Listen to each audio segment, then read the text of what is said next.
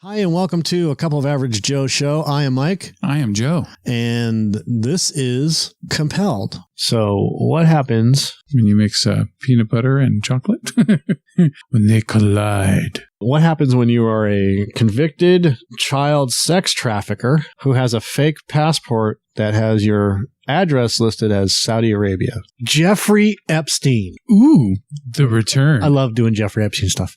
Vicky Ward is an investigative journalist who recently said that she was silenced back in 2002 and 2003 when attempting to expose Epstein as a sexual abuser of young girls in a Vanity Fair profile titled The Talented Mr. Epstein. In a Twitter thread on Monday, Ward discussed what Epstein reportedly said he was up to in the 1980s to explain how he might have come to possess a fake passport with a home address in Saudi Arabia. To quote, in the 1980s, Jeffrey Epstein used to tell people he was kind of a financial bounty hunter whose job it was to find lost or stolen money for the government or for very rich people. Ward said a former Epstein friend reported in Salon last week that Epstein claimed he worked for governments to recover money looted by African dictators. Other times, those dictators hired him to help hide their stolen money. The Salon piece Ward was referring to goes like this. So Jeffrey Epstein didn't abuse underage girls in a vacuum. He had enablers and friends. For a few years in the 1980s, I was one of those friends, in the transactional Manhattan meaning of the word, and I got a preview of his sickness. When we met in 1986, Epstein's double identity intrigued me. He said he didn't just manage money for clients with mega fortunes. He was also a high-level bounty hunter. Sometimes, he told me, he worked for governments to recover money looted by African dictators. Other times, we already got that. So the writer of the piece, Jesse Kornbluth, went on to describe how Epstein became dead to him. My wife-to-be was then a military historian with a book about to be published. God damn it, man. I can't finish words today. Publish? It's because you need both nostrils open. I know. With a book about to be published. Interview Magazine photographed her in a button-up military shirt with a taut khaki tie. A witty photo of an attractive woman, but not a sexy look. Jeffrey Epstein had chatted her up at a few parties. The military look fooled him not at all. The night before our marriage, Epstein called. It's your last free night, he told my wife-to-be. Why don't you come over and fuck me? That was how, in June of 1987, Epstein became dead to me. Ward, citing her own source, said that one of the rich people for whom Jeffrey Epstein chased down money for was Adnan Khashoggi, a powerful Saudi businessman who also happened to be the uncle of journalist Jamal Khashoggi. Jamal's uncle Adnan died in 2017, and a year later, Jamal was murdered. Adnan was a Saudi arms dealer who was involved with both Iran-Contra and Ferdinand and Imelda Marcos. Khashoggi, now deceased, was very powerful and may well have been in a position to have helped Epstein procure documentation in that country. There is more yet to come. Ward said that her former editor of Vanity Fair, Graydon Carter, was not telling the truth when he said her story simply didn't have the goods. This is the same thing as the ABC stuff, by the way. In the end, we didn't have confidence in Ward's reporting. We're not in the habit of running away from a fight. It's not true, Ward responded. The women were on record, as was their mother, and they had character witnesses. Carter had disputed this as well. See, I respected the work Vicky Ward did at Vanity Fair, but unfortunately her recounting of the facts around the Epstein article is inaccurate. There were not 3 sources on the record, and therefore this aspect of the story did not meet our legal and editorial standards. But you'll just post whatever bullshit that you want to post in regards to Hollywood, right? And it's always Hollywood fluff. Always. Basically, they're just jacking off all the Hollywood stars. But, you need 3 sources. What's important to remember here is that Graydon Carter cut the woman from the story after Jeffrey Epstein met with him, which in itself is extraordinarily inappropriate. When you're the subject of a piece, you don't go and then negotiate with the editor of a magazine. Jeffrey Epstein met with him in his office, and it was after that meeting and long after the article had been fact-checked and gone through a legal vet that the women were taken out of the story. Ward continued. She said Carter got photos from Epstein that were then used to illustrate the article. And then this is from the Daily Beast. I spent many months on his trail in 2002 for Vanity Fair and discovered that not only was he not who he claimed to be professionally, but also that he allegedly assaulted 2 young sisters, one of whom had been very underage at the time. Very bravely, they were prepared to go on the record. They were afraid he'd use all his influence to discredit them, and their fear turned out to be legitimate. As the article was being ready for publication, Epstein made a visit to the office of Vanity Fair's then editor, Graydon Carter, and suddenly the women and their allegations were removed from the article. He's sensitive about the young women, Carter told me at the time. Note, Carter has previously denied this allegation. He also mentioned he'd finagled a photograph of Epstein in a swimsuit out of the encounter, and there was some feeble excuse about the article being stronger as a business story. Epstein had also leaned heavily on my ex-husband's uncle, Conrad Black, to try to exert his influence on me, which was particularly unwelcome, given that Black happened to be my ex-husband's boss at the time. In that same piece, Ward claimed that soon-to-be former Labor Secretary Alexander Acosta, whose former U.S. Attorney's Office cut a sweetheart non-prosecution agreement with Epstein in 2007, which we'll get into more, and I've briefly touched on, said before confirmation hearings that he was told Epstein belonged to intelligence and to leave it alone. The claim has gained some traction among conservative radio hosts. I hate that. Conservative radio hosts. It's gaining traction for all radio hosts, not just conservative radio hosts. Acosta gave a press conference last week, the one preceding his eventual resignation. He was asked about whether Epstein being an intelligence asset had something to do with the sweetheart deal. Acosta acknowledged the reporting on this, but did not deny it as completely untrue and said guidelines prohibited from addressing it directly. So there's been reporting to that effect. And let me say, there's been report to a lot of effects in this case, not just now, but over the years. And again, I would hesitate to take this reporting as fact. This was a case that was brought to our office. This was a case that was brought based on the facts, and I look at the reporting and others. I can't address it directly because of our guidelines, whatever.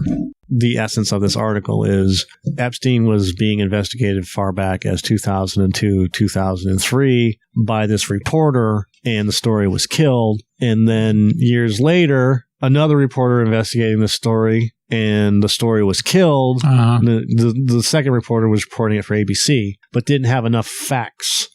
So all of these stories are lining up with, I investigated this motherfucker, found out this is what's going on, and then the story was killed. And then all of a sudden, in 2007, he's brought up on charges. And then years later, he's brought up on charges again, and then mysteriously dies. Yeah. Like Epstein, the Christmas lights aren't going to hang themselves. What's the problem here? Money and power. Exactly. Well, I don't know if it's money and power, but yeah, I think it's more has to do with power than anything else. And it's upsetting that the entire thing that's going on with Epstein is still being covered up. And people need to investigate this. This can't go away. This can't be a 6-week, news story and then all of a sudden just drop from everybody's mind. There are too many powerful people involved with this story. And the problem with that is one of the biggest ones, Bill Clinton, was reported seen on Epstein's plane, the Lolita Express, 36 times minimum. Yeah. Like 40 times or more. I heard at least 26, so yeah. Yeah. So where is the fucking, what has to, even if you don't involve Clinton, just take Clinton out of this whole thing. Prince Andrew, other powerful people, Kevin Spacey, as much as, look, I've gone back on the Kevin Spacey thing, but I think I've gotten into that. Who else? People in powerful positions. Oh, yeah. Scientists, heads of state, senators. Yeah, people that need a little getaway every once in a while. Yeah, that getaway to his private island. Yeah, And we don't even know there's no judgment. Anything. You can just go do whatever you want. Yeah. The money talks, right? In this case, it does. And the problem is that the stories keep getting killed. They were killed, and then they finally caught up. They're finally catching up. And then in a comparable way to the Khashoggi thing is, a few people get thrown to the wolves. Like, oh, they made a mistake. They interrogated him a little too hard. So now those people are getting thrown to the wolves. Right. And then the bigger ups, they're fine. Right. Like, wasn't me. Are we still talking about this? We already moved on from this. Yeah. What's the matter, buddy? And that's the thing. That's the way I take it. It wasn't me. Yeah. Did you see me? Yeah. You were standing right next to him. That wasn't me. It reminds me of the ex, man. Holy shit! It was like one time I found a bag of meth in her wallet. Wasn't me. She goes, "Did you see me put it in there?" No, I didn't. But then it isn't mine. Denied it. Straight face the whole time. It's like the story that we used on No Budget Jeopardy. You know, the drugs mysteriously flew into someone's purse. Yeah. It just mysteriously flew in there. I understand, yeah. Oh, yeah. So Harry Potter magicked up a fucking bag of meth and just shot it into your purse. Yeah. Oh, well, I understand. You know, you tripped, you fell, and accidentally slipped your dick into my wife. Yeah. Oh, sorry, Mrs. H. I guess this just isn't my week. Looks like I picked a bad week to quit fucking sniffing glue. Yeah. God damn it. Jesus. Now I want to go watch The Last Boy Scout again now. All right. So yeah, of course it's going to be this simple. If people stop talking about it, then the scapegoats, they end up, or the patsies or whatever you want to call them, or the lowers on the totem pole, they take the brunt of it. And then these people, they move on. Right. And they just keep doing what they're doing. They just change the names, maybe change the locations. They don't even change the names. Yeah. Because, I mean, who's going to stop them, right? To protect the guilty. You pay enough people and then these things can get silenced.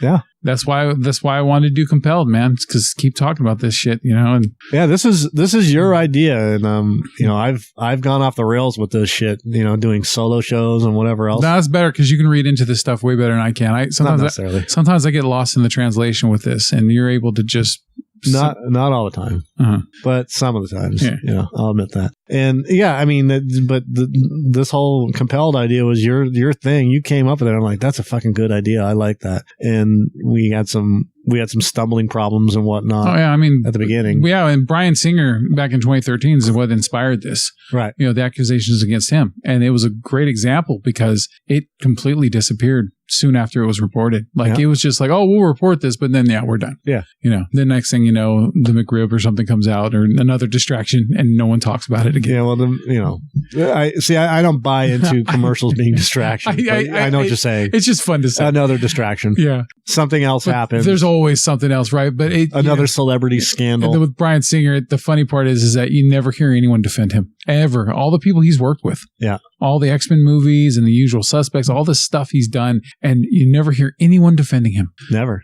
But yet look at what happened with James Gunn. You had people just leaping to defend him, which was awesome, but it's just, sometimes when you have no one defending you, it kind of gives away the fact that maybe you're a piece of shit because no one wants to touch you. Not always, but with Bryan Singer, definitely. Yeah. I mean, if you're going to pick a fight with somebody like, the guy that picked the fight with James Gunn that ultimately got him fired, like if you're going to pick a fight with somebody and that other person is working for a company that already knows what he's going to do, and then they fire him and then rehire him after all the backlash, you picked the fight with the wrong person. Yeah. Because you know that you're in the wrong. And you did it because you didn't like not Gavin Newsom. You didn't like James Gunn's take on the president or whatever conservative that you're backing at the time, right? Yeah. And that's bullshit. Like attacking somebody based on their political beliefs and whatnot, that's fair. But if you attack somebody and you have skeletons in your closet, like, oh, I don't know, you've been arrested for fucking domestic abuse and that you got caught cheating on your wife and that you have, web pages dedicated to how women should be. Yeah. I'm just bringing up that brief little mention because that's exactly what's going on. And he was a huge proponent of rape. Yeah. So, sorry, bro. You can't have it both ways. And you're not going to get your way on this one. So